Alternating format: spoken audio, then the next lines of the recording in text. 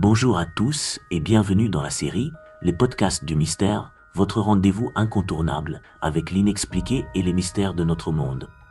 Aujourd'hui, nous plongeons dans l'un des cas les plus fascinants et énigmatiques de l'ufologie française, l'OVNI de Valensole, le mystère insondable de 1965.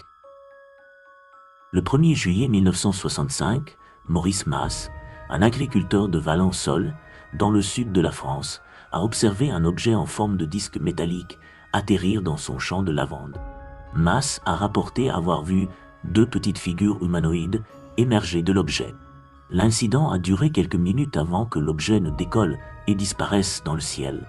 Mas, un membre respecté de la communauté, était considéré comme un témoin fiable et honnête.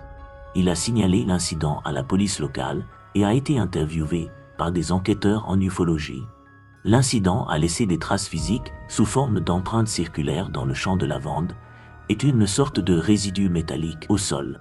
Certains rapports mentionnent également des signes de dommages par radiation sur la végétation environnante, alimentant ainsi les spéculations. Mas a raconté en détail sa rencontre aux autorités locales, y compris au maire de Valensole, à son curé et à la gendarmerie. Le site a été minutieusement inspecté et des marques symétriques ont été trouvées dans le sol exactement là où Mas avait dit que les jambes de l'objet avaient été. Il a été découvert plus tard que la lavande ne poussait pas sur ce site pendant une période de 10 ans. Mas a également commencé à souffrir de profonde somnolence, nécessitant plus de 12 heures de sommeil par jour pendant plusieurs mois après la rencontre. Plusieurs hypothèses ont été avancées pour expliquer cet incident. Certains ont suggéré qu'il s'agissait d'un hélicoptère dans le cadre d'exercices militaires, alors que d'autres ont évoqué la possibilité d'un canular ou d'une confusion avec des équipements agricoles. Malgré cela, le GEPAN classe officiellement l'affaire de Valensole parmi les cas inexpliqués. L'affaire de Valensole a eu un impact considérable sur la vie de Maurice Mas. L'agriculteur est devenu une célébrité mondiale, mais il a également été victime de moqueries et de harcèlement. Il a vécu dans la peur et la solitude, et il a fini par se murer dans le silence. Maurice Mas est décédé le 12 mars 2015 à l'âge de 83 ans. Son histoire continue de fasciner les passionnés d'OVNI, et elle reste un mystère qui n'a pas encore été résolu.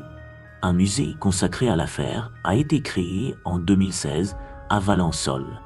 Le musée est dirigé par Maurice Jaspoul, un ami de Maurice Mas. Le musée présente des documents, des photos et des objets liés à l'affaire, ainsi que de nombreux témoignages. En définitive, l'incident de Valensole demeure un mystère non résolu, un récit captivant qui continue d'alimenter les débats entre ufologues sceptiques et curieux. Les informations recueillies laissent entrevoir un phénomène complexe, aux multiples facettes, qui interpelle tant par ses aspects scientifiques que par ses implications culturelles et sociétales. Cet événement a non seulement marqué l'histoire de l'ufologie en France, mais a aussi influencé la perception publique des ovnis à l'échelle mondiale. Le témoignage de Maurice Mas, corroboré par des traces physiques et des anomalies environnementales, pose des questions difficiles sur la nature de l'expérience qu'il a vécue. L'absence d'explications convaincantes de la part des autorités ou des experts souligne la complexité du phénomène OVNI. Les théories varient, des explications conventionnelles comme les activités militaires secrètes aux hypothèses plus exotiques impliquant des visites extraterrestres.